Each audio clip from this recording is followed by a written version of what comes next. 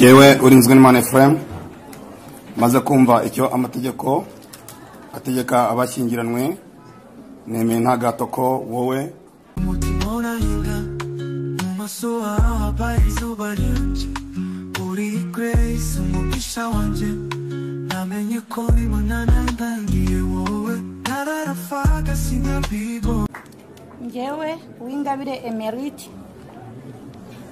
maze kumva icyo amategeko ategeka abashyingiranwe nemeye nta gahato kowe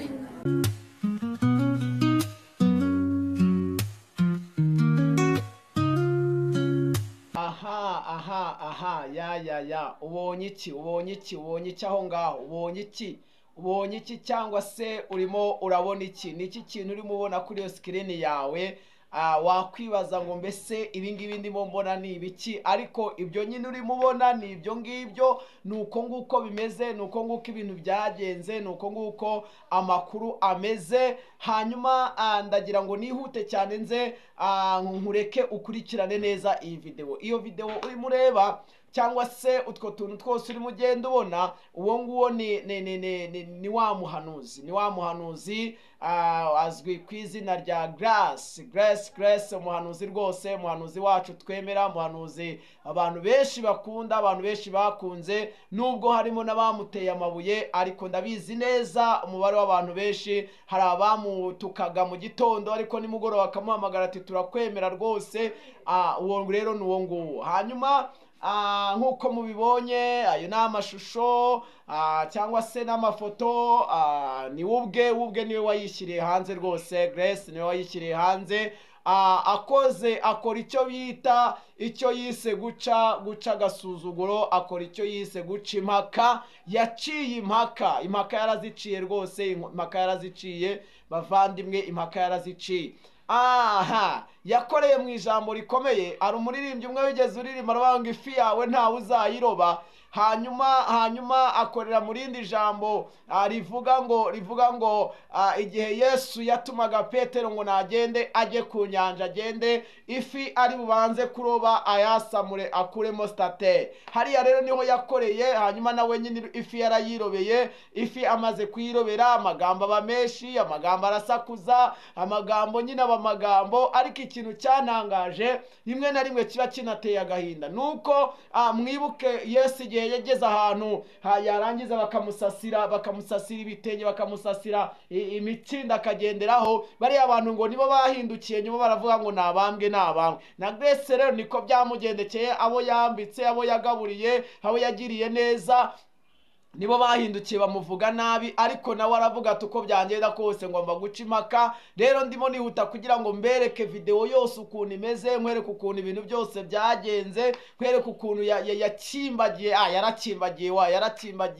nkwereke ukuntu rwose yazamuye akaboko akavuga ati njyewe runaka ndarahiye rwose ibintu bigenze neza reka nkubwire ngo andika muri comment nawe usiga igitekerezo cyawe nurangiza kandi niba aribwo bwa mbere ugeze kuri channel kore subscribe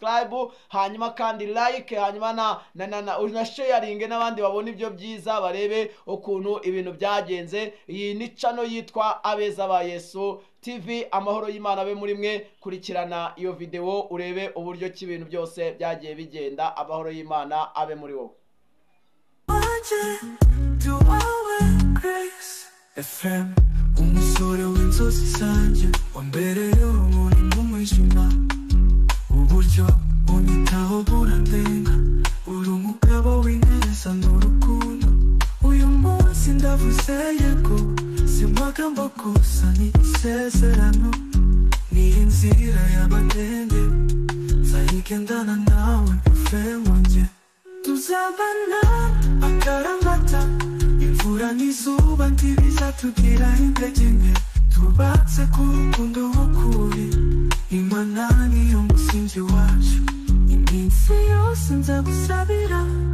inzozi zanje ni wowe mba ndi kumwe nawe n'isi yahinduka yose urukundo rwacu ntiruzashira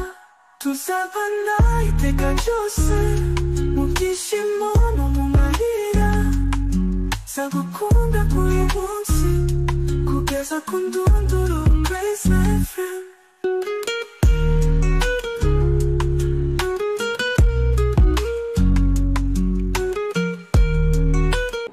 Jewe urinzwe n'Imana Ephraim maze kumva icyo amategeko ategeka abashyingiranwe, nemeye nta gato ko wowe Uwingabire Emerita mbera umugore tukazabana uko twabyiyemeje kandi dukurikije uko amategeko ya Repubulika y'u Rwanda abiteganya.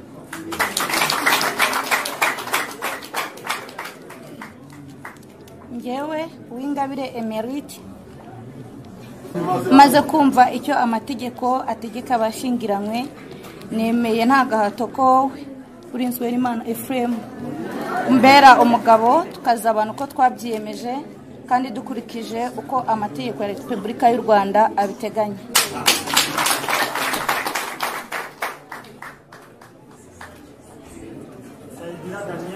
Yewe ndayambaje Karima Augustin, mwanditsi w'irangamimerere mu murenge wa Kivuve, maze kumva amasezerano ya Nsengwe n'Imana Ephraim na Uwingabire Emerita bagiranye imbere yanjye mu ruhame rwa benshi, shingiye kandi kubasha mpabwa n'amategeko, nemeje ko kuva ubu bashyingiranwe nk'uko amategeko abiteganya.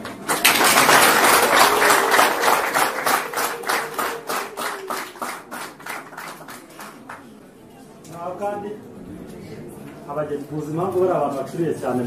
mwarajyaga abageni rero reka tubifurize urugo ruhire, imigisha y'Imana n'iy'ababyeyi ndetse n'igihugu cyanyu zabe mu rugo rwacu. Ubundi rero mwebwe abageni bo biteguye kuzibaho, ariko namwe nizere ko mwiteguye kunywa nkeya kugira ngo mutaza guhombya ingo zabo, sibyo? Imana rero ibaho umugisha kandi mwarakoze guhitamo cyubahiro, sibyo? Mwakoze cyane.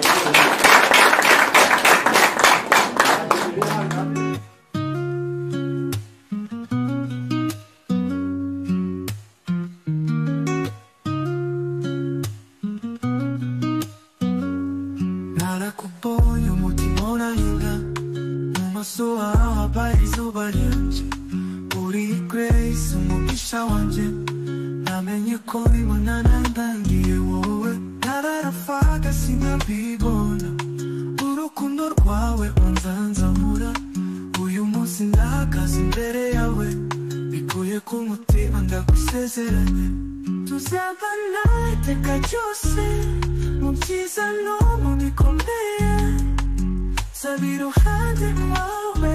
uri uwanjye ndi uwawe Grace Ephraim,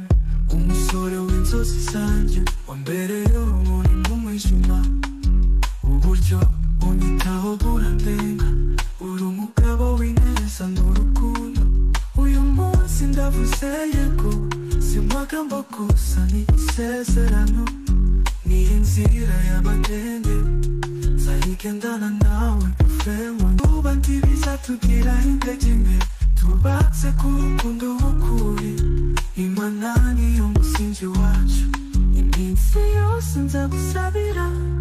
inzozi zanje ni wowe mba ndi kumwe nawe, n'isi yahinduka yose urukundo rwacu ntiruzashira, tuzabana iteka ryose mu byishimo no mu marira, nzagukunda buri munsi kugeza ku ndunduro Grace Ephraim.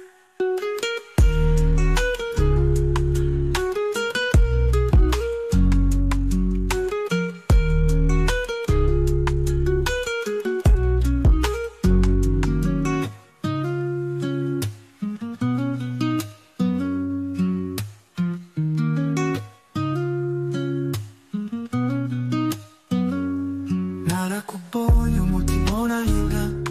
mu maso hawe habaye